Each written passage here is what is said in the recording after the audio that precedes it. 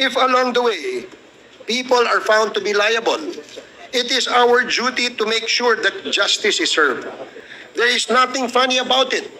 We only mean serious business. We have reached this point because in the course of the investigation, we found very disturbing facts and questions needing answers. We owe it to the people.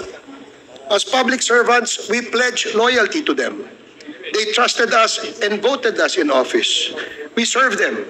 We will not use the Quadcom to exonerate ourselves and proclaim our innocence in the face of overwhelming evidence.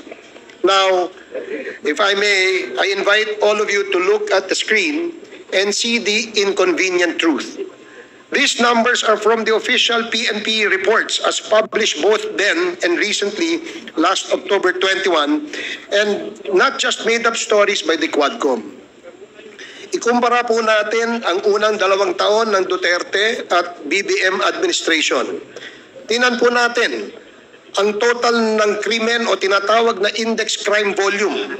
Sa unang 2 taon po ng Duterte administration ay nakapagtala ito ng 217,830 na krimen. Samantalang sa parehong panahon naman sa BBM administration, ang krimen ay bumaba ng napakalaki. 83,059 o nangangalugan na pagbawas ng 61.87% sa index crimes. Any claim to the contrary is but a figment of the imagination and if not, a propaganda. Pangalawa, tingnan po natin mula July 2016 to December 2017 ay may mga namatay o pinatay na 4,354 sa mga police anti-illegal drug operations, habang 16,000 naman at 355 naman ang pinatay ng mga riding in tandem at mga di pa nakikilalang mga salarin. Noong 2018, inilagay ng PNP sa kategoryang HCUI or homicide cases under investigation na umabot sa talang 23,327. Samantala, mula July 2022 hanggang katapusan ng 2023, ang bilang ng mga napatay sa mga legitimate police anti-illegal drugs operations ay 73 lamang po.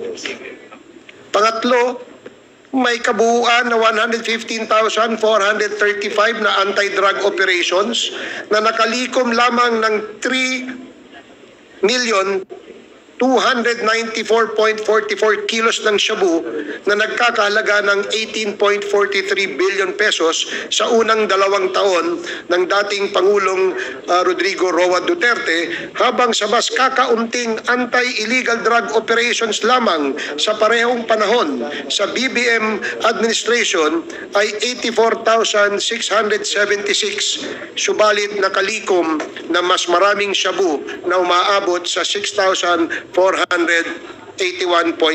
kilos.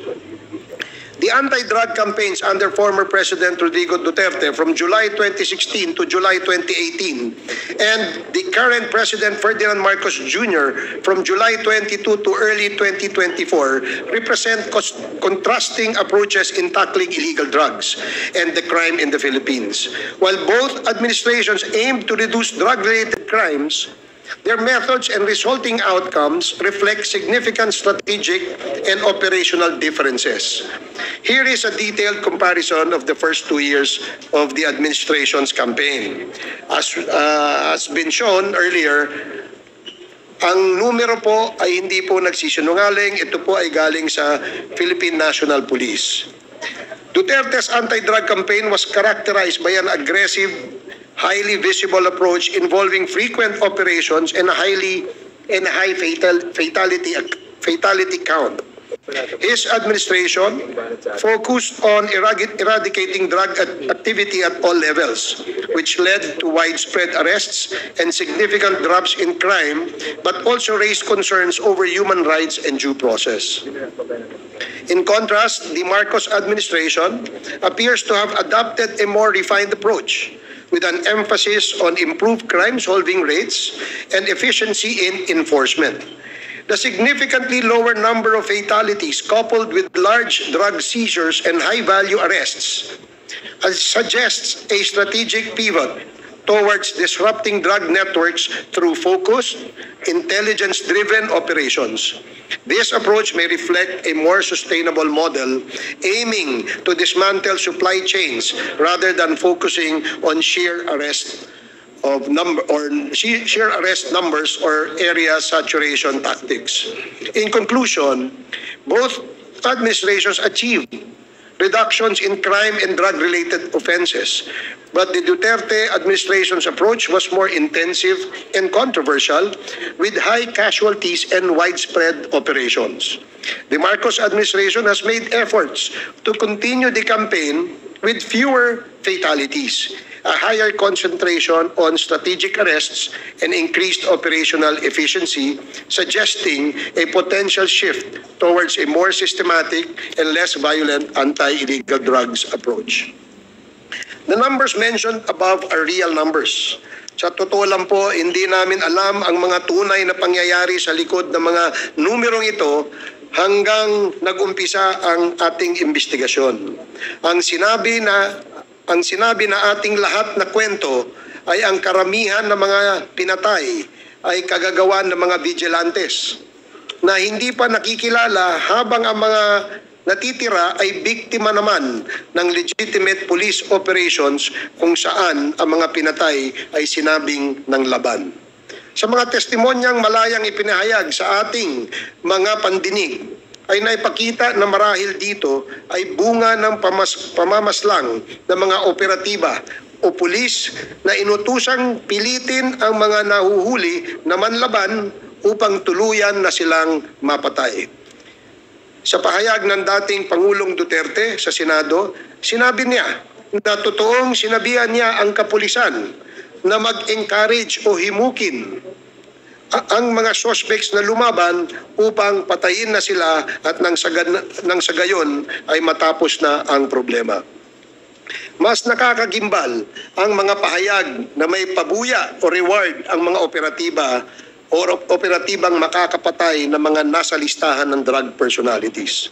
Hindi ito maikakaila sapagkat marami na ang nagsabi, kabilang na si dating Special Assistant to the President na ngayon ay Senador Bongo, sa kanya mga interviews noon, kasagsagan ng war on drugs. Ang pangakong pabuya ang malamang na naging dahilan ng paglobo ng dami ng pinatay. Without validation of the so-called narco-lists, names may be added at will, whether or not the person is a drug personality, as in the case of General Wesley Barayuga, whose name was added to the list way after he was killed. May mga nagsasabi na maganda ang mga naganap na patayan sapagkat mga drug lords naman po ang napatay o ang mga adik na kriminal. Subalit sa aming investigasyon, lumalabas na may mga ibang drug lords nga na napatay, subalit iilan lamang, samantalang madaming mga malalaking drug lords ang nagpatuloy sa kanilang gawain at naprotektahan pa ng gobyerno at nabigyan pa ng titulo imbis na maimbestigahan. Libo-libo ang mga pinatay na mga tricycle drivers, homeless na nasa kariton, construction workers at mga ordinaryong tao na halos wala nang makain at walang laban, mga taong napagtripan na lamang. Ito ba ang mga drug lords? Pangkain nga wala sila, pangdroga pa kaya? Mga batang inosente gaya ni Kian de los Santos, basta nakonsunadahan ka, delikado ka na. Lahat ng patay may reward na katumbas. Sino ba ang ayaw maging ligtas ang ating mga lansangan sa mga masasamang elemento? Subalit kung ang mga pinalit sa mga masasamang elementong ito ay mga otoridad na naghahanap buhay, mas nakakatakot maglakad sa lansangan at baka masama ka sa missing persons or unsolved homicide cases. Ipagpalagay na natin na mga adik ang ibang pinatay. Bakit pa tayo naglaan ng daang-daang milyon sa pagtatayo ng mga drug rehab centers kung papatayin din lamang natin sila? Ito ba ang dahilan kung bakit hindi nagamit ng full capacity or in full capacity yung ating mega rehabilitation center na nandoon sa Nueva Ecija? Pag drug addict ka ba, wala ka ng karapatang mabuhay dahil wala ka ng silbi sa buhay? Ang mga pinatay ay mga tatay, nanay, anak, kapatid, apo, mga miyembro ng pamilya na may mga nagmamahal. Napakinggan natin dito ang kanilang mga naulila. Sila'y kaawa-awa at kalunos-lunos. It is really sad that human lives were lost and wasted just to prove a point that we are against illegal drugs. The right to life is paramount as it is God-given and precedes all other human rights. Without life, there can be no rights. Quadcom will not sit idly by in the face of all these discoveries. We intend to get to the bottom of all these issues fairly, honestly, and truthfully. Hiningi po namin ang inyong buong pagtitiwala. Hindi po kami nag-aakusa lamang dahil sa politika o ano paman. Kayo po ang humusga. Inilalatag lamang namin ang aming mga impormasyon at katotohanan base sa mga salaysay, tunay na pangyayari at mga dokumentong nakalap sa aming mga pag-iimbestiga. Patuloy po naming babantayan at sisiya sa atin ang mga aligasyon, akusasyon at impormasyon para mapangalagaan ang ating bayan.